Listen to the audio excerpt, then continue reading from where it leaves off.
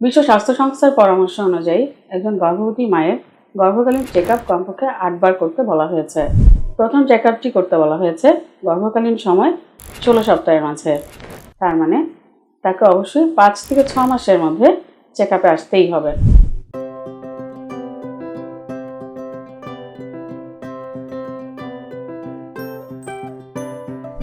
আসসালামু আলাইকুম, আমি ডাক্তার সামিয়া মাহজাবিন, গাইনি এবং প্রসূতি রোগ বিশেষজ্ঞ সার্জন। আমি আছি কনসালটেন্ট হিসেবে গণস্বাস্থ্য নগর হাসপাতাল ধানমন্ডি, ঢাকায়। নিয়মিত চেম্বার করছি ইরাজি ডায়াগনস্টিক ল্যাব এবং কনসালটেশন সেন্টারে।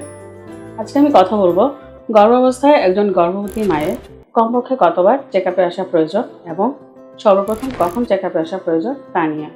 বিশ্ব স্বাস্থ্য সংস্থার পরামর্শ অনুযায়ী একজন গর্ভবতী মায়ের গর্ভকালীন চেকআপ কমপক্ষে 8 বার করতে বলা হয়েছে। কিন্তু বাংলাদেশে আর্থসামাজিক এবং পারিপার্শ্বিক অবস্থা বিবেচনা করে চেকআপের সময়সূচিটি কমিয়ে 4 বার বলা হয়েছে। এর মাঝে প্রথম চেকআপটি করতে বলা হয়েছে গর্ভকালীন সময় 16 সপ্তাহের মাঝে। তার মানে 3 থেকে বা 4 মাসের মাঝে অবশ্যই তার প্রথম চেকআপের জন্য আসতে হবে। দ্বিতীয় চেকআপটি করতে বলা হয়েছে 24 থেকে 28 সপ্তাহ। তার মানে তাকে অবশ্যই 5 থেকে 6 মাসের মধ্যে চেকআপে আসতেই হবে। তৃতীয় চেকআপটি করতে বলা হয়েছে 32 সপ্তাহ। তার মানে 7 থেকে 8 মাসের মধ্যে, এবং চতুর্থ চেকআপ বা শেষ চেকআপ করতে বলা হয়েছে 36 সপ্তাহে। এর বেশি হলে ক্ষতি নেই, কিন্তু অনেক সময় কিছু গর্ভবতী মায়ের নির্দিষ্ট কিছু স্বাস্থ্য অথবা গর্ভাবস্থার পরিস্থিতি বিবেচনা করে গর্ভকালীন চেকআপের সময়সূচিটি ভিন্ন হয়।